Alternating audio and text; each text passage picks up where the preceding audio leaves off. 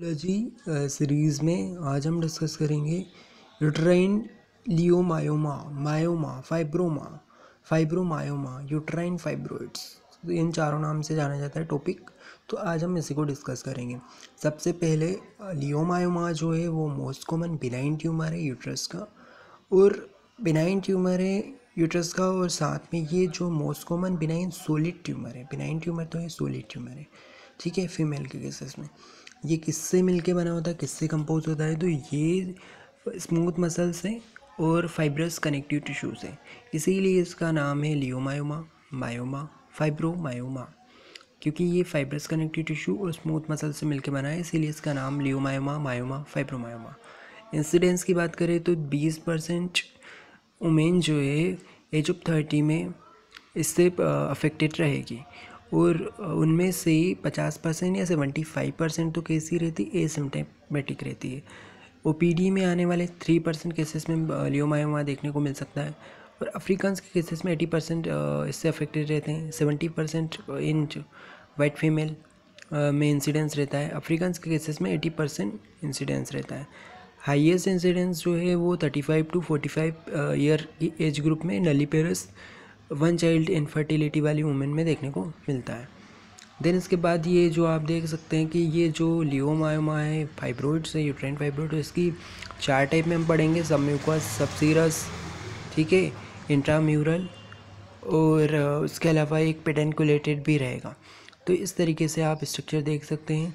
ये जो इंटरस्टिशियल में पड़ा हुआ है वो है इंटरस्टिशियल इंट्राम्यूरल, फिर सीरस मेम्ब्रेन की तरफ जो है सबसीरस, उसके नीचे फिर सब म्यूकस, ठीक है, और इंट्रा लिगामेंट्री, लिगामेंट के करीब है, ठीक है, 2 लिगामेंट के बीच में। तो ये हो गया। देन इसके बाद इसकी हिस्टोजेनेसिस, तो इसकी हिस्टोजेनेसिस अनक्लियर है। ये कहाँ से अराइज होता है? तो neoplastic single smooth muscle cell से। मायोमेट्रियम जो है हमारा यूट्रस का जो मायोमेट्रियम है, उससे उसकी जो सिंगल लेयर है उससे अराइज होता है। हर एक जो मायोमा होता है वो मोनोन्यूक्लियर होता है, क्योंकि वो सिंगल मायोमेट्रियल सेल से डेराइव होता है, वहाँ से ओरिजिन होता है इसका। क्रोमोसोमल एबनॉर्मलिटी की बात करें तो 40% केसेस में क्रोमोसोमल एबनॉर्मलिटी, जैसे क्रोमोसोम नंबर 7 और 12 जो है उसमें डिलीशन हो जाए या रीअरेंजमेंट हो जाए, तो उसकी वजह से क्या होता है, लियोमायोमा होने के चांसेस रहते हैं। सोमेटिक म्यूटेशन हो गया मायोमेट्रियल सेल में, ठीक है। उसके अलावा पॉलीपेप्टाइड ग्रोथ फैक्टर का रोल भी है, जैसे कि tumour growth factor beta, insulin like growth factor, epidermal growth factor. तो ये सब फैक्टर का रोल भी होता है लियोमायोमा होने में। रिस्क फैक्टर की बात करें तो एज इंक्रीज होती जाती है, उसके साथ लियोमा मिनार्की के बाद मेनोपॉज तक रहता है ये। तो मेनोपॉज आने के साथ साथ इसमें डिजनरेशन होने लगता है। तो यही है कि इसके जो प्रोटेक्टिव फैक्टर है इसमें क्या है कि अगर लेट मिनार्की लेट आएगी तो कम होने के कम चांसेस रहेंगे, और मेनोपॉज जल्दी आ जाए तो। इसके अलावा मल्टीपेरिटी, CO, CS यानी कि कंबाइन ओरल कॉन्ट्रासेप्टिव, ठीक है, और स्मोकिंग, ये सब स्मोकिंग इसको प्रोटेक्ट करती है। लेकिन जो रिस्क फैक्टर है उसमें क्या आ जाएगा, PCOS हो गया, नलीपेरिटी है फीमेल में, इनफर्टिलिटी है, 1 चाइल्ड इनफर्टिलिटी, ब्लैक वुमेन, उसके अलावा हाई फैटी डाइट ले रहे हैं, फैमिली में हिस्ट्री है इस तरीके की बीमारी की, हाइपर एस्ट्रोजेनिक स्टेट है, मतलब इसमें क्या है, लियोमायोमा जो है इसमें एस्ट्रोजन हार्मोन का लेवल जो है वो बढ़ा हुआ पाया गया, ऐसा स्टडीज़ में पाया गया। पहले क्या किया था, एस्ट्रोजन प्रोजेस्टेरोन दोनों का लेवल देने पे कुछ चेंजेस नहीं है, लेकिन एस्ट्रोजन देने पे इनमें मायोमा की ग्रोथ ज़्यादा देखने को मिली। तो इसलिए एस्ट्रोजन डिपेंडेंट डिसीज है ये, है ना। अब ग्रोथ ऑफ लियोमायोमा, तो लियोमायोमा जो है प्रीडोमिनेंटली एस्ट्रोजन डिपेंडेंट ट्यूमर है। मायोमा जो है वो एस्ट्रोजन प्रोजेस्टेरोन हायर कंसनट्रेशन में इसमें देखने को मिलता है, और साथ में एरोमेटेज लेवल भी हाई रहता है, एस्ट्रोजन का लेवल भी हाई रहेगा। मिनार्की के पहले रेयरली देखने को मिलता है, और इसका मेनोपॉज के साथ इसका साइज कम होता जाता है। इसके साथ साथ इसमें क्या रहेगा, एनोवुलेशन भी देखने को मिलेगा। एस्ट्रोजन रिसेप्टर मायोमा सेल्स में बहुत ज़्यादा देखने को मिलेंगे। अब यूट्राइन फाइब्रोइड की बात करें तो इसका क्लासिफिकेशन, तो इसकी बॉडी और सर्वाइकल रीजन के, तो सर्वाइकल रीजन के इंटीरियर, पोस्टीरियर, सेंट्रल और लेटरल 4 तरीके के होते हैं। लेकिन जो बॉडी के जो है उसमें इंटरस्टिशियल, सबसीरस, सब म्यूकस भी 2 तरीके के होते हैं, सेसाइल और पेडेंकुलेटेड। अगर वो लटका हुआ है तो पेडेंकुलेट हो गया, कैसे स्टाक के साथ, और सेसाइल हो गया यानी चिपका हुआ है, बिना स्टक का है। और सब सीरस हो गया ब्रॉड लिगामेंट, सब सीरस हो गया ब्रॉड लिगामेंट में हो गया, और उसके साथ साथ पैरासाइटिक हो गया या वांडेरिंग टाइप का हो गया। तो इस तरीके से फाइब्रॉइड का क्लासिफिकेशन हो गया। इसके बाद फाइब्रॉइड में क्या क्या चेंजेस आते हैं, सेकेंडरी चेंजेस तो hyaline degeneration, cystic degeneration, fatty degeneration, calcific degeneration, red degeneration, atrophy, necrosis, infection, vascular dilatation, sarcomatous changes. तो हाइलिन चेंजेस में हाइलिन लाइक अपीयरेंस देखने को मिलेगा, whorl like appearance. Cystic degeneration में क्या देखने को मिलेगा, इंटरस्टिशियल फाइब्रोइड के केसेस में सिस्टिक डीजनरेशन होता है, मायोमिक्सोमेटस डीजनरेशन रहेगा यहाँ पे। और वो कैल्सिफिक में वोम स्टोन, यूट्रस में स्टोन बन जाएंगे कैल्शियम के, इस तरीके का देखने को मिलेगा। रेड डीजनरेशन में क्या रहेगा, रा वीव कलर देखने को मिलेगा क्योंकि हिमोलाइज रेड सेल्स और एच बी के कारण, हीमोग्लोबिन के कारण। क्लिनिकल फीचर्स हम देख ले तो क्लिनिकल फीचर्स में ये है कि नलीवेरस रहेगी फीमेल, सेकेंडरी इनफर्टिलिटी रहेगी, 35 टू 45 ईयर एज ग्रुप की रहेगी, और साथ में क्या रहेगा, मेनोपॉज उसका डिले रहेगा। सिम्टम्स इसमें 75% तो एसिम्टोमेटिक रहते हैं। एबनॉर्मल यूट्राइन ब्लीडिंग जो है 30% केसेस में देखने को मिलती है, जिसमें कि मेनली मेनोरेजिया, मेटरेजिया देखने को मिलता है।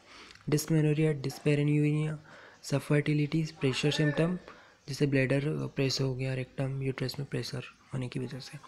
एब्डोमेन इलाज हो जाएगा, और lower abdomen and pelvic pain, ये सब इसके सिम्टम रहेंगे।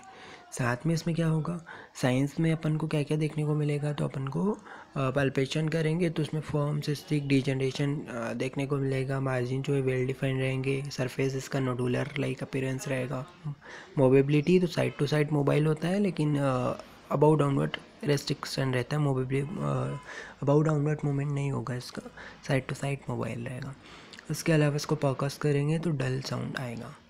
कॉम्प्लिकेशन क्या आ जाएंगे, degeneration, necrosis, infection, sarcomatous changes, haemorrhage और पॉलीसाइथीमिया। डिफरेंशियल डायग्नोसिस किससे करना है, तो प्रेगनेंसी में अपन इसको कुछ भी डिसीज़ हो सकती है, बायोमेट्रा हो गया, लोचियोमेट्रा हो गया, हेमेटोमेट्रा हो गया, उसके अलावा मेलिग्नेंसी हो गई, एडिनोमायोसिस हो गया, इन सब डिसीज़ से डिफरेंसेस करना चाहिए। Investigation transvaginal sonography per year करवाना चाहिए अगर कोई सिम्टम नहीं है तो, और अगर वो कंसीव नहीं करना चाहते, उनकी एज 45 के करीब आ चुकी है, तो उनके लिए साल भर में एक ट्रांसवेजाइनल सोनोग्राफी रिकमेंडेड है। इसके अलावा saline infusion, hysteroscopy, HSG, MRI, laparoscopy, uterine cartridge, ये सब इसके इन्वेस्टिगेशन के लिए करेंगे।